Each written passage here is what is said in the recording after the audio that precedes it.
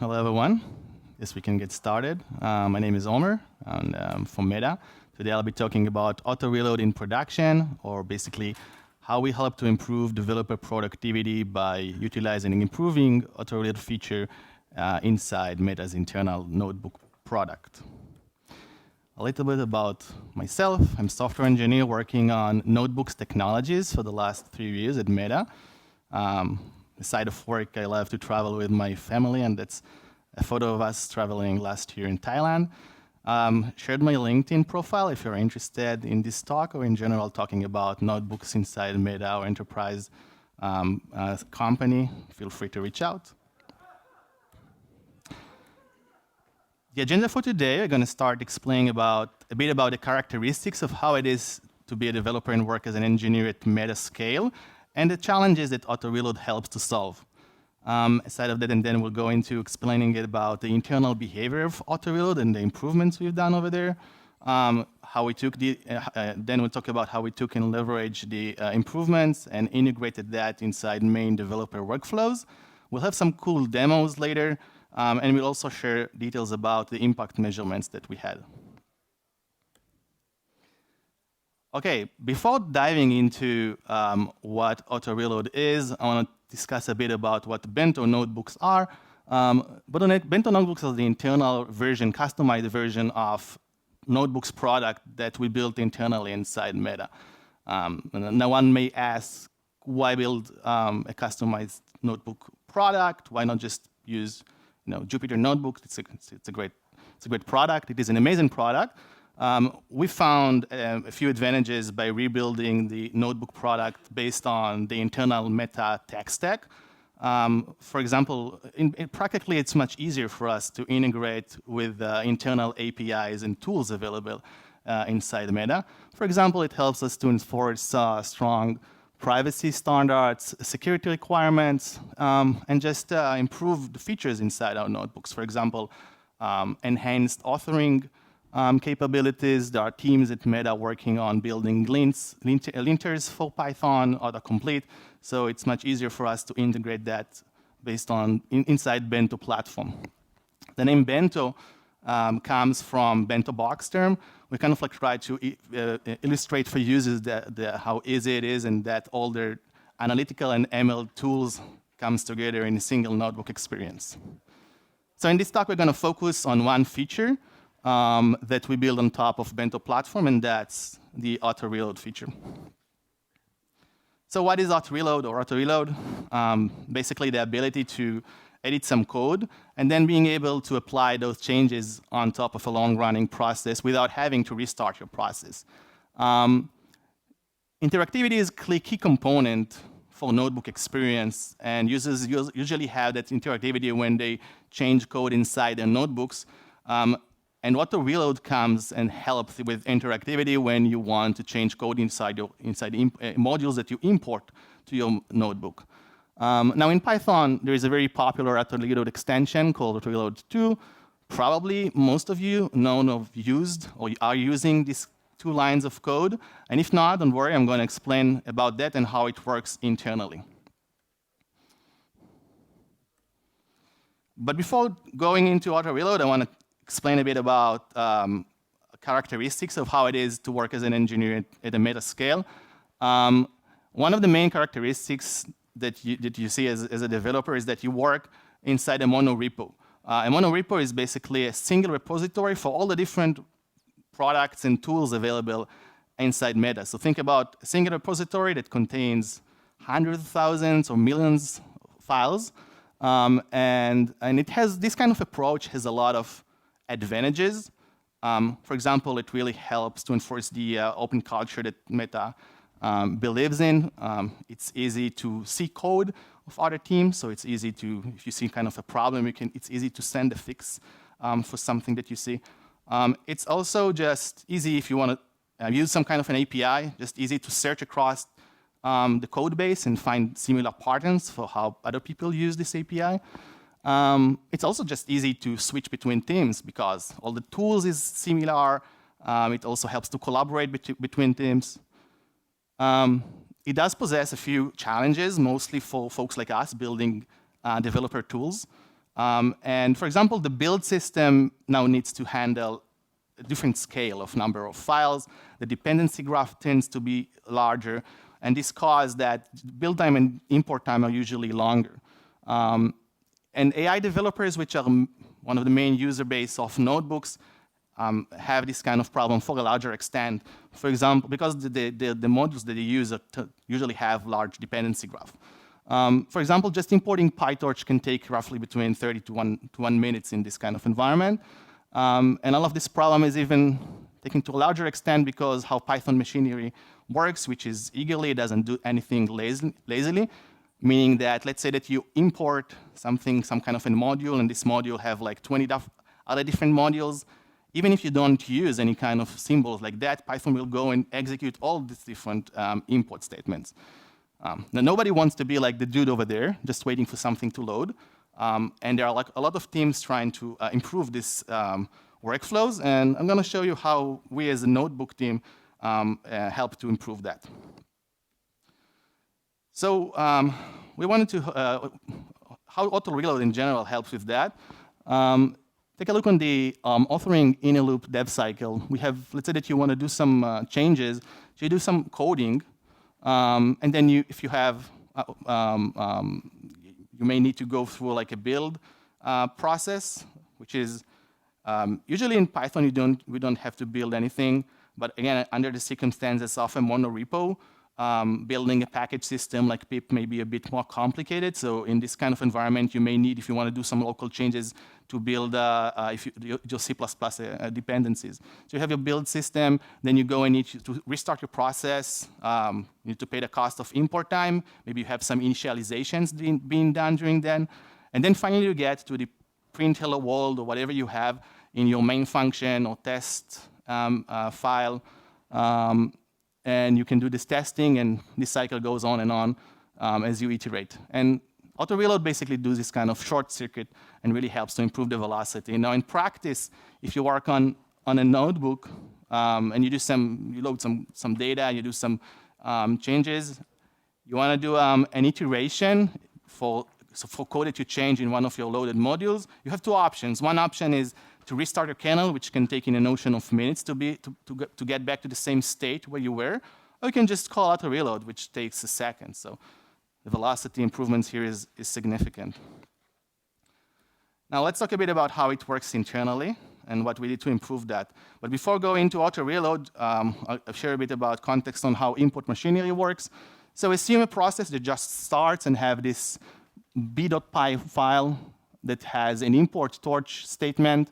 What happens behind the scenes is that Python will look up for torch module inside sys module cache.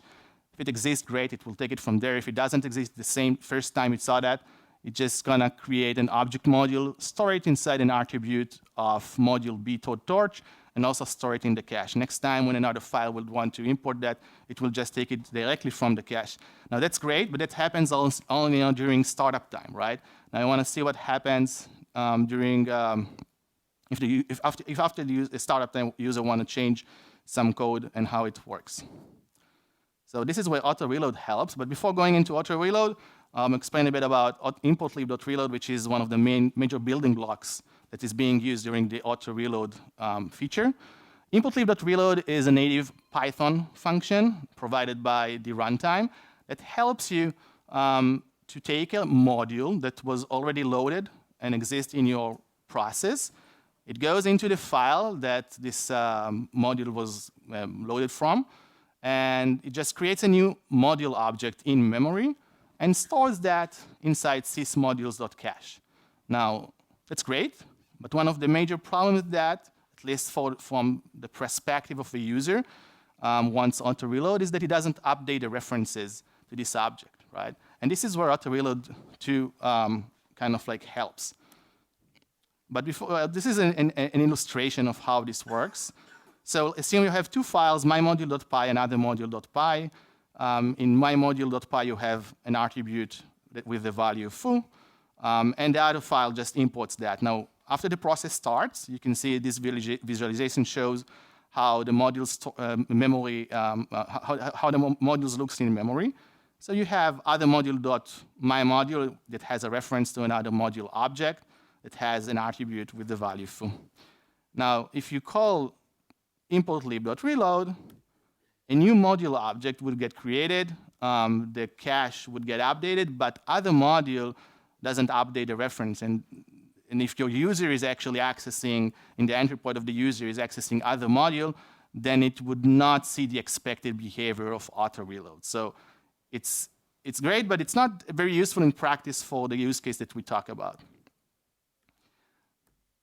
And what is Autoreload to? Probably that all of you are aware of. It's a Jupyter extension that extends the importlib.reload functionality. And how it does it? So first of all, it hooks into the pre and post cell executions. And after you want to cell, before you execute a cell, it look up for all your loaded modules and look for all the files that were that those modules were created from. Then it basically compares the modified time, and if they see any kind of change, it means that from the previous cell execution, something has changed, and it needs to reload the module. Now it does the importlib.reload, and then it stores in cache all the old module objects, and basically monkey patch their attributes. So it looks something like that. Again, the same example, the user is changing a.foo to be a.bar. So it detected that my module has changed because you want to execute your cell. Importlib.reload is getting executed, a new module object is created, and then it does the monkey patching, so it looks something like that, right? So now when the user is accessing other module, my module, it will get the expected result. Now, if anyone of you have used Autoreload, you know that it's useful, it's cool, but it has many kind of like quirks. They also mentioned that in their implementation, that building in Hotreload reliably is hard, and you just feel that it kind of like fails in many cases. So about a year ago, our team, our users inside Meta, were using Autoreload too, kind of like here and there, right? People that knew about it, and because we knew that there was the challenge that I mentioned earlier around long imports time, we really wanted to make that experience better. We wanted to make Autoreload as a first-class citizen of notebook experience. We also wanted to enable it by default for users that may not be even aware of this feature just entering into Meta. But doing that when this kind of reliability is a bit, it was a bit hard, right? So we wanted to improve that, and our goal in mind, we knew that building a 100% reliable Autoreload functionality is probably not really possible without without building things inside, without having like a built-in support from the runtime, right? But our goal was to make it kind of like what we call reliable enough in order to enable that more largely inside workflows. Meaning that, think about, for example, if Autoreload works in 60% of the cases, right? So it's kind of like useful, but it's a bit annoying, right? You can, like, as a developer, have like trust cases with that. But if it works in like 95 or 99% of the cases, right? You might be very happy to use that given the velocity improvement it gives you, although you know that in some edge cases, it just fails, right? So we had a few solutions for this thing. First of all, we just went into Autoreload 2 and just fixed many different edge cases that were failing, a lot of common failure cases we fixed. An example for that would be when a user was adding and removing a decorator in their imported module, it would just fail, and that's because of how decorator objects are being stored in memory inside the module object. Over there, you cannot just call set attribute in order to monkey patch it. Needs to use a specific CPython API to do that. So a lot of cases like that. Also, when a derived type was changed, it kind of like used to fail. So we kind of like added a lot of unit tests, explored different use cases where it used to fail, and just fixed those. Now, even after we had that, we kind of like felt that this monkey patch approach is great, but we wanted to make something more reliable. So we built also Autoreload 4, which is something that I'm going to show right now. So Autoreload 4 is basically two steps. The first one is to build a dependency graph based on your modules memory structure, and then when it needs to reload something, it calls the native importlib.reload based on the topological sort of those modules.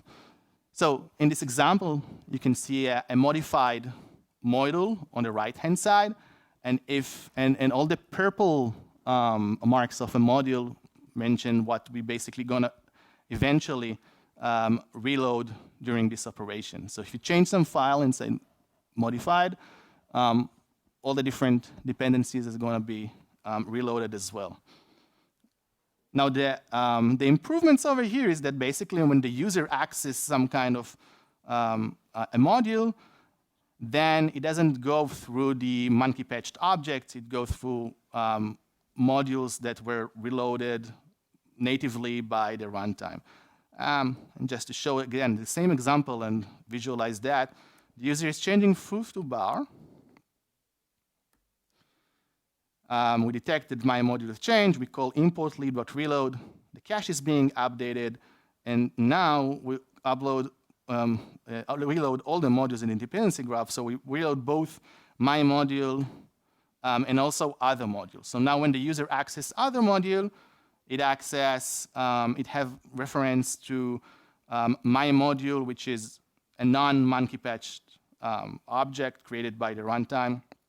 And obviously, in this example, I showed only one step of doing a reload. But if other module would be dependent by another module, this graph would keep on going.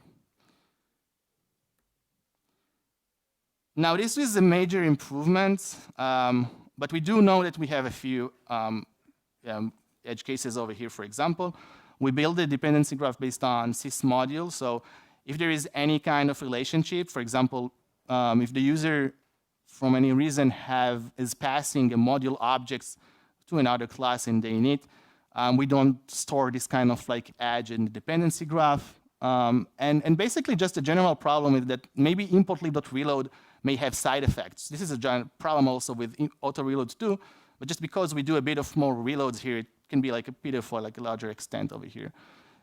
So what we actually do, we kind of like we use Autoreload 4, and then if it fails, we use Autoreload 2. So we kind of like really trying to narrow down the failure rate.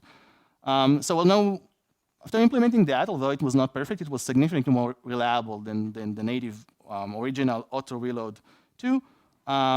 And we felt that it's reliable enough, and the improvements over here would be significant enough for us to integrate that in other, in larger user workflows.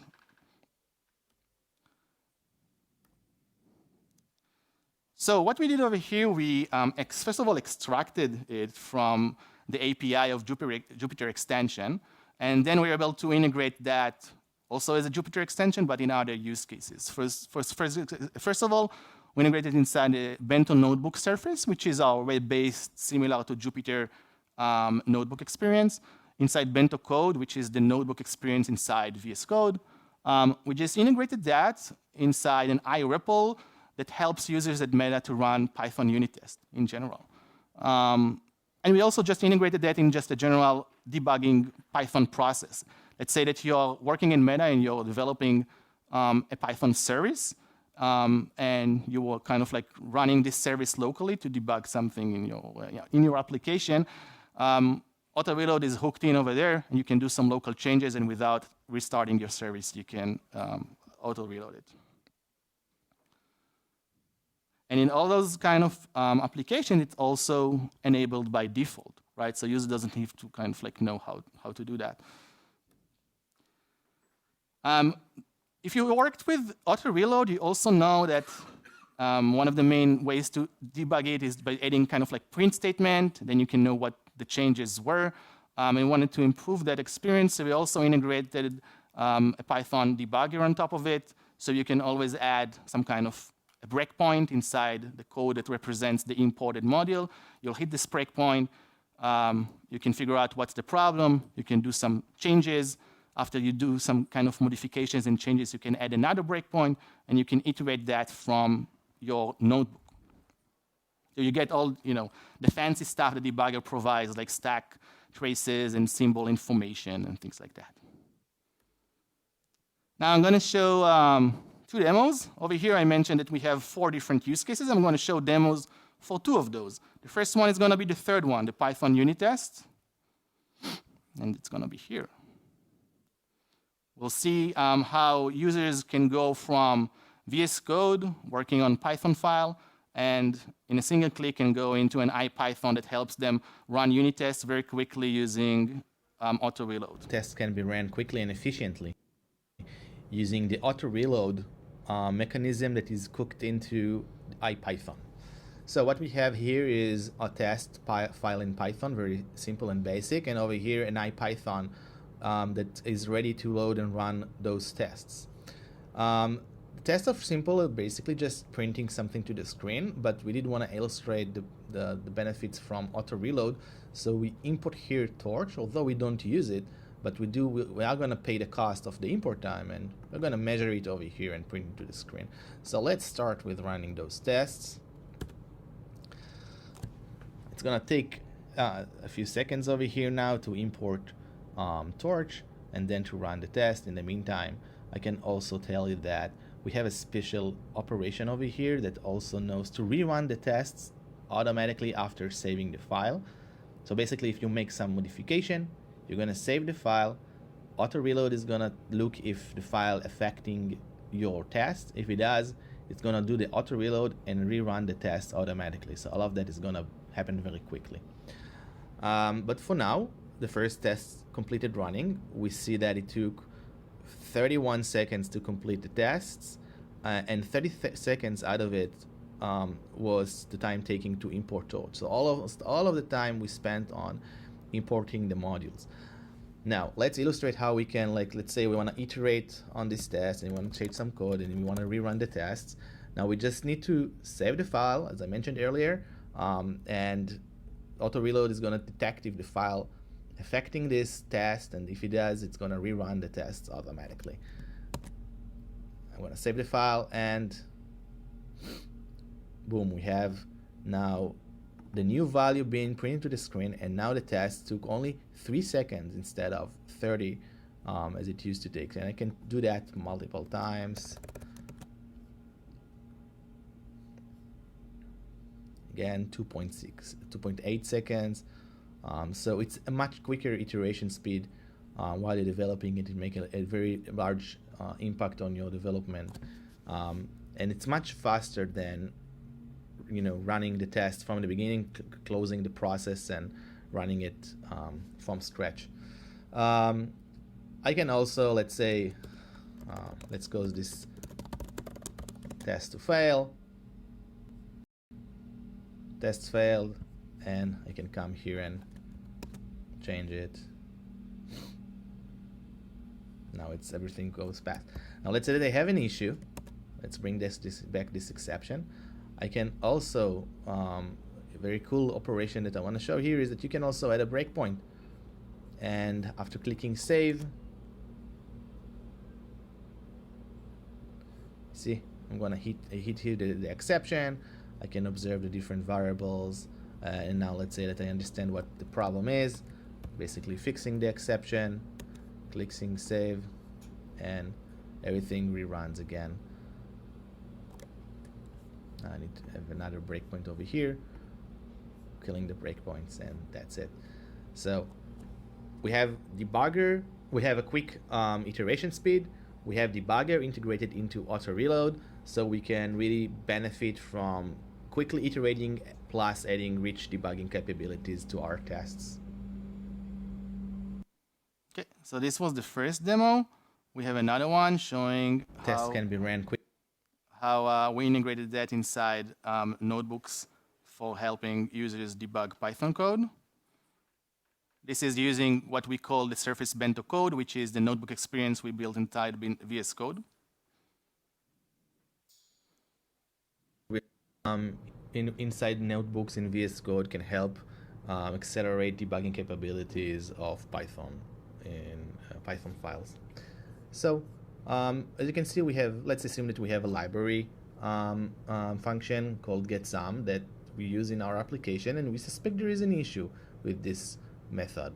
So, and let's assume that we want to, quickly investigate and iterate on the internal behavior of this function. So what we can do, we can right-click and do debug in notebook. This works on any Python file. Now the notebook is going to be open in a few seconds on the right-hand side.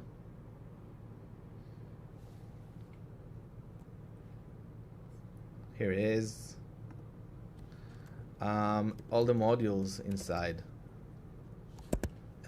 the file are available over here. So we can do something like getSum,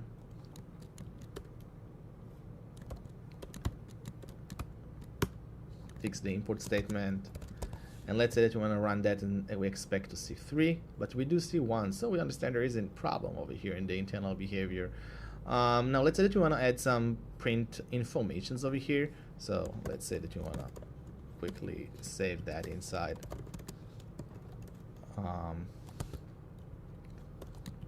a local variable so we can print that. And now I modify the file, but I don't need to restart the kernel. Thanks to Autoreload, everything's going to be automatically identified. And now I just need to rerun this code, and I do see that, oh, I get 1, so I can expect it a bit more. Let's say that I also want to add a breakpoint. I can do that, and then when I rerun, I'm going to hit the breakpoint. I have a rich information over here. I also have the call stack available, and I can expect and understand, oh, there is a problem with this line and this line. This actually should be a plus, so let's try just to fix that. Remove the breakpoint, rerun everything. Need to rerun this again after the change code. Reload happens and we get 3. I fixed the problem, I understand the internal behavior. Everything works great. Okay, so this was how we integrated that. And you saw like user doesn't need to think about, reloading the extension. Everything just works in a single click from VS Code.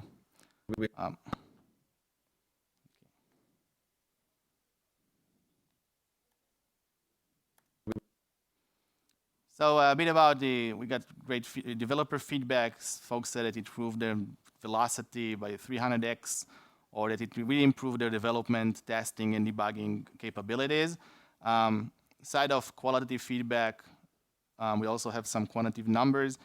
We measure the time that it saves for users to build and import, and we got a total of around roughly 14 engineering yearly costs that we save using these kind of operations.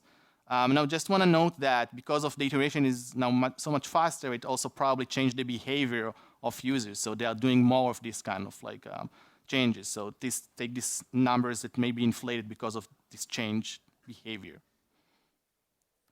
Yes, and in future work we kind of considered doing open sourcing of this new call auto-reload functionality.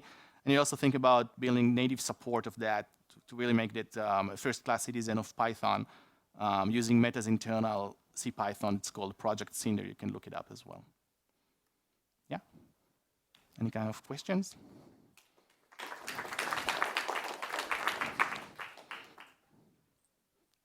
Yeah. Like basically instead of like going backwards in the graph, going from the main graph and just kind of like doing a deep module loaded, if I this one. Yeah. Okay. So yeah, actually we kind of like also considered that it just added much more, just the reload time was more complex. And also one of the problems you notice about the side effect that may happen inside the reload operation would take into a larger extent in this kind of approach. So yeah, makes sense. Yeah. If I understand you correctly, right, you have like a derived type. Yeah, okay. So basically, yeah, this is actually one of the... There is a problem in Autoreload too when you change the derived implementation. And we basically fixed that. So this kind of operation, I don't know, it's not really related to the different derived type, but if you have a derived type and you change the implementation, it currently fails. And yeah, this was one of the fixes that we did in the first approach of just fixing Autoreload 2. So when can I use it? When is it going to be open sourced? So we currently consider that. We actually have started working on that, but yeah, I don't know exactly when. It's definitely in our plans, I would say. Yeah. Okay, thank you all.